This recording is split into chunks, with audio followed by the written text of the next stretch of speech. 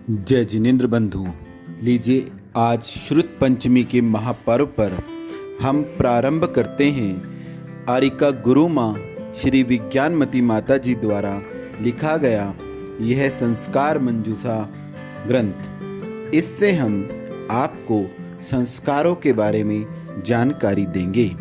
सर्वप्रथम हम इसमें गुरु माँ विज्ञानमती माता जी द्वारा जो स्वकथ्य लिखा गया है वह आपको आज सुनाते हैं। मैं जब विवाहित अविवाहित युवक युवतियों को देखती हूँ तो मुझे लगता है कि ये भोले मासूम युवा यद्यपि उम्र और भोगों के क्षेत्र में बच्चे नहीं हैं, फिर भी अज्ञानता के कारण अपने शरीर, धर्म और जीवन से कुछ ही दिनों में हाथ धो बैठेंगे। अर्थात इनका शरीर शक्तिहीन और युवावस्था में ही झुर्रियों से युक्त वृद्ध दिखने लगेगा। इनका धर्म नष्ट हो जाएगा, अर्थात स्वच्छंद वृत्ति के कारण धर्म के बिना दुर्गति की तैयारी शुरू हो जाएगी और यह जीवन स्वयं को ही भार स्वरूप लगने लगेगा, क्योंकि इनको भोग भोगना नहीं आता है। जिस प्रकार धन अर्जन करने, शरीर को हष्ट पुष्ट बनाने, परभव सुधारने आदि प्रत्येक कार्य की कोई न कोई विधि किए बिना कार्य सफलता रूपी निधि को नहीं पा सकता, उसी प्रकार भोग भोगने की भी विधि होती है। खाना पीना, सोना बैठना, देखना सुनना आदि की भी कोई विधि होती है। लोक में 4 पुरुषार्थ माने गए हैं: धर्म, अर्थ, काम और मोक्ष। धर्म पुरुषार्थ पूर्वक किया गया धन का अर्जन निश्चित रूप से इहलोक और परलोक सुधारता है। इसी प्रकार धर्म पुरुषार्थ के साथ किए गए भोग भी वर्तमान में संतुष्टि एवं शांति प्रदान करने वाले भी होते हैं, तो भविष्य में भोगों को पूर्ण रूप से छोड़ने में सक्षम बनाने वाले भी होते हैं। और मोक्ष पुरुषार्थ तो धर्म पुरुषार्थ का सर्वोत्तम तथा स्थायी फल है, जिस फल को प्राप्त करने के बाद पुनः कभी धर्मादि पुरुषार्थ की आवश्यकता नहीं पड़ती है। संसार के किसी सुख दुख से मुलाकात नहीं होती है। यहाँ पुरुषार्थ का अर्थ पुरुष आत्मा, अर्थ माने प्रयोजन, अर्थात आत्मा जीव चेतन को लक्ष्य में रखकर जो किया जाता है, आत्मा के लिए जो किया जाता है वह पुरुषार्थ है। आत्मा जो इस संसार में जीवा, नाक, आँख, कान एवं कामेंद्रिय, इन सबको कामेंद्रिय एवं भोगेंद्रिय के नाम से भी कहा जा सकता है। इन 5 इंद्रियां शरीर शक्ति, वचन शक्ति, मन शक्ति, श्वास और आयु आदि प्राणों से जीता था और जीवेगा। इन प्राणों की रक्षा एवं सुरक्षा करते हुए अर्थार्जन आदि से इनका घात न हो, इन प्राणों को क्षति नहीं पहुँचे, ये अंतिम समय तक अर्थात मरण पर्यंत सुरक्षित रहे, इन भावों के साथ विधि पूर्वक अर्थार्जन आदि करना पुरुषार्थ कहलाता है।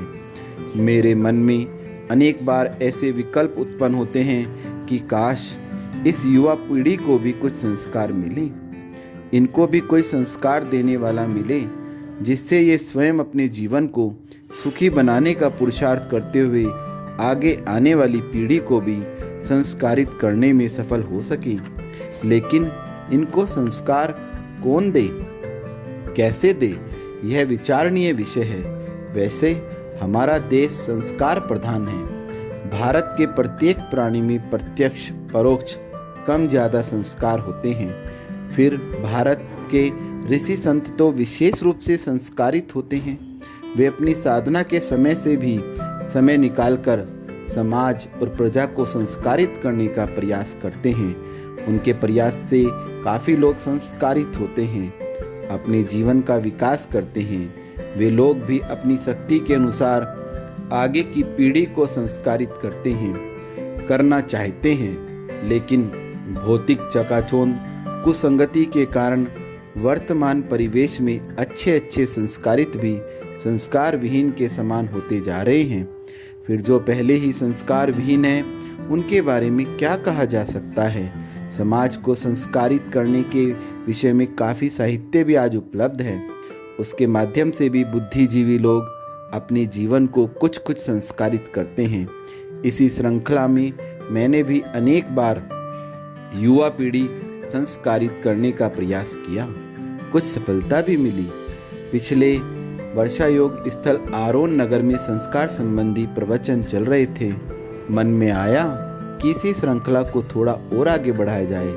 लगभग 15 से 20 दिन संस्कार का प्रकरण चलता रहा। फिर एक दिन मन हुआ कि इस पूरे प्रकरण को किसी पुस्तक में संग्रहित कर दिया जाए तो संभव है भावी पीढ़ी को संस्कारित होने में सहयोग मिल सके। संगस्थ साध्वियों के सामने यह बात रखी। सबने मेरी भावनाओं का सम्मान किया। उन्हीं दिनों यह कार्य प्रारंभ हो गया। समय समय पर सबने अपने अनुभव की बातें बतलाईं। अनेक लौकिक अलौकिक ग्रंथों का सहयोग लेकर इस पुस्तक का संकलन लेखन हुआ। इसके 2 भाग हैं। प्रथम भाग में गर्भावस्था, शैशवावस्था एवं बाल्यावस्था के संस्कारों का उल्लेख है।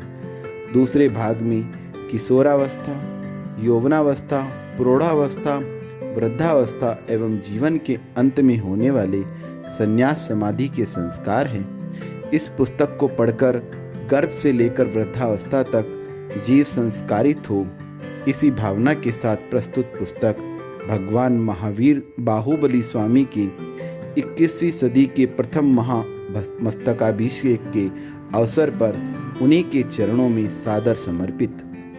सभी की बेटियां भगवान बाहुबली की अद्भुत प्रतिमा के निर्माता सेनापति चामुंडराय की माता कालला देवी के समान प्रभु भक्त एवं सभी के बेटे चामुंडराय के समान अपनी माँ की भावना पूर्ण करने वाले मातृ भक्त बने।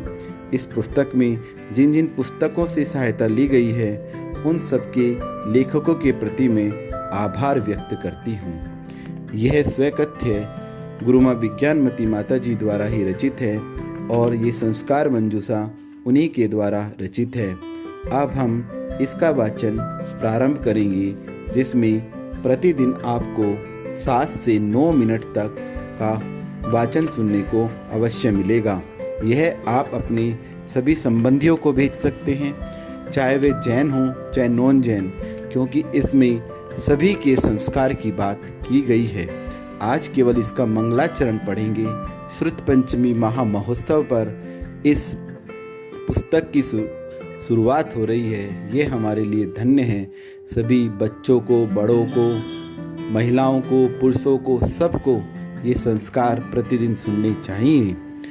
संस्कारों से संस्कारित हो, बने जगत के बंधु हैं।